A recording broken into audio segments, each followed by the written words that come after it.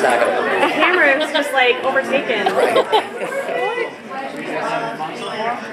So you guys are going to be running division this next season. Yeah, we'll see how that happens.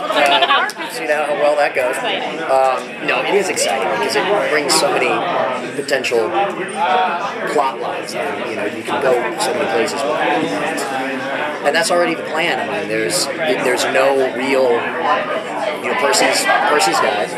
Amanda's still out there, but she's still hiding. So she's not really out there. She's more lurking at this point. And it just brings the opportunity of having a lot of different bad guys, a lot of different guest stars, and a lot of different recurrings. A new guest regular, Devin joining the show yesterday, I believe. It's opening it to so many possibilities, and it's instead of it being one big happy family, it's one big neurotic family that has to be forced to do these things because literally now it's they're being told by the president, so they're getting this pardon if they do this, and I mean, I love it, you know, and that's one of the most exciting things about being on the show is all 3 seasons. It feels like yet another reboot, like it's restarting each season, and it's not just a show continually going along like a lot of shows do.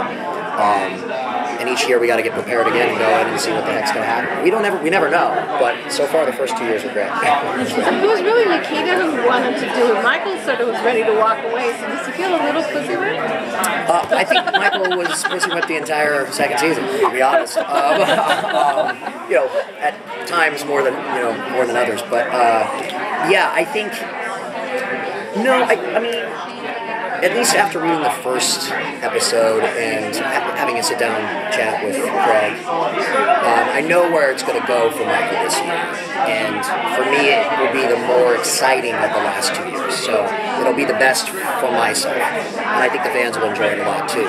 But he's going to go through another dark time, which is what I wanted for him to have, since there wasn't any of that in the second season. And I think that he's still being the rock for Nikita in the beginning. Because you also see at the end of the third season, even though it wasn't his idea and it was more her idea to stay, they were doing well in their relationship at the time. So we're starting off the year, they're doing well in their relationship. And it being awkward in how the hell are we still in division and how are we doing this now and why do we have an alpha team that can come with us? And it's a weird awkward thing. Now we're hunting us down a month ago. So, or however many days it's been, I think it's like 4 months or something. So it's going to be different. I don't think he's going to be thinking too much about that because there's no time to think about that. So it's just get the ball rolling. The person who has the toughest job right now is going to be Ryan Fletcher because he has to control everything, and no one cares about what he thinks. So that's going to be very interesting.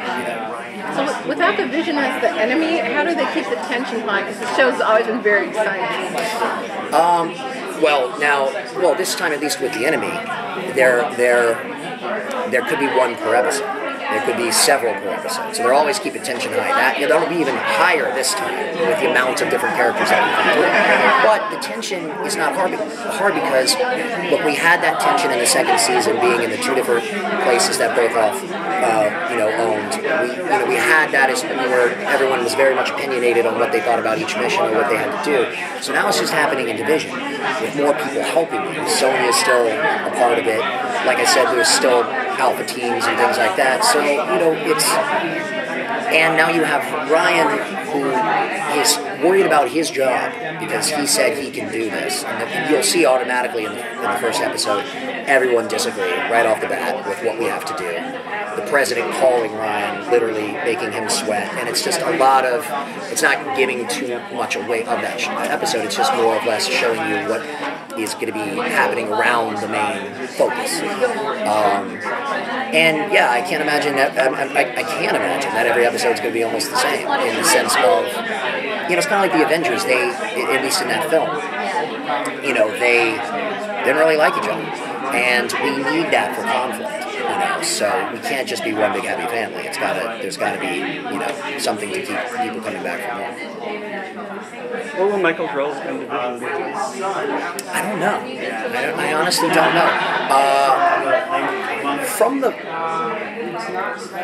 It's a really good question. I think from the first episode, I I think you have Nikita, Michael, Sean, and Alex, and they're pretty much the muscle. So our role at this point are the people that are going to be doing the damage. People that are bringing back these people that have gone rogue, trying to give them another chance. If they don't want another chance, then we might have to eliminate them, whatever it might be. We're going to be the people on the mission. Ryan's controlling it. Burkhoff and Sonia are inside, taking care of, making sure we all stay alive. So I don't think there's really a role. I don't think Michael can be Michael from season 1, because I don't think there's a role for that anymore. Because we're not, I don't think, training, unless it gets into that again and tries to recruits and stuff like that. We're not really training anyone new now. It's more or less keeping people alive or bringing them back. So I think we're just the peacekeepers at this time, and that could change from episode to episode whether we agree with what Ryan's doing or not. So, and if Devin's coming back, that will be clearly another peacekeeper, unless he doesn't like Ryan at all or doesn't agree with certain things too. So there's not really as many defined roles as there was clearly in season 1 when it was run by person. Is Michael going to have to embrace his more domestic side too, or you think he will? Yeah, I think he was kind of more willing than Nikita was for a while to do that. Once he, at the end of season 1, pretty much gave his life to her, that was something that he couldn't go back to Division, he couldn't go back to Percy, he couldn't go back to anything like that. So it was something that I think he was more willing than she was, because she wasn't used to it. Then, of course, they had their fallouts or whatever throughout the season, but I think you're going to see some of that in the first episode, and you're going to see some of the old Michael in the first episode too. And there's, it's season 3, episode 1, so they literally have taken forever, thank God, to craft this in a good way where everyone gets a little bit of something good. And that's how you have to start off a season too. What do you think will be Michael's journey this next season? What's in it for him in doing all this? If what Craig has told me, if that comes to fruition, then I can't say, but it's awesome.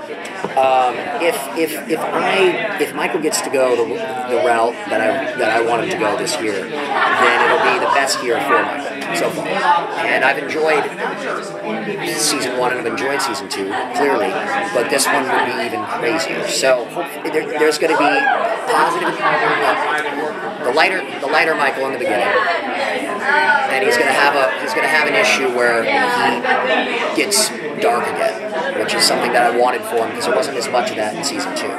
And that might play out to the end of the year, so we'll see.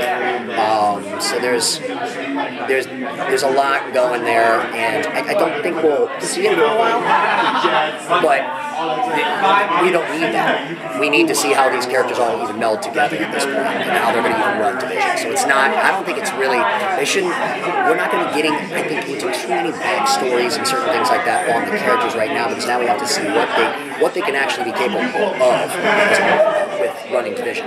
So I think we're going to hit a couple like 3 or 4, maybe 5 episodes like that, and then kind of, get into the characters more. Did you do any other kinds of projects during your hiatus? I did not. I did not. I had no time, which was kind of like last year. Last year, booked a film, and then it pushed its start date, so I couldn't do it going into season 2. And this year, I was supposed to do a couple of independents that shoot in New York, and they couldn't get the financing together in time. So that's a hard part of doing, 22, 23 episodes. You have about basically 2 months to do something, and you're exhausted. So a lot of times you don't even want to do anything.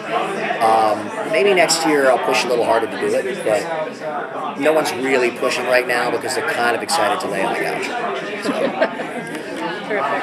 Thank you so much. Thank Thanks, you. guys. Are you driving back to Toronto then? I am not. That was a long drive back. I've done it 3 times now, and that might be the last. So I have all my stuff here, actually. I'm flying out from here.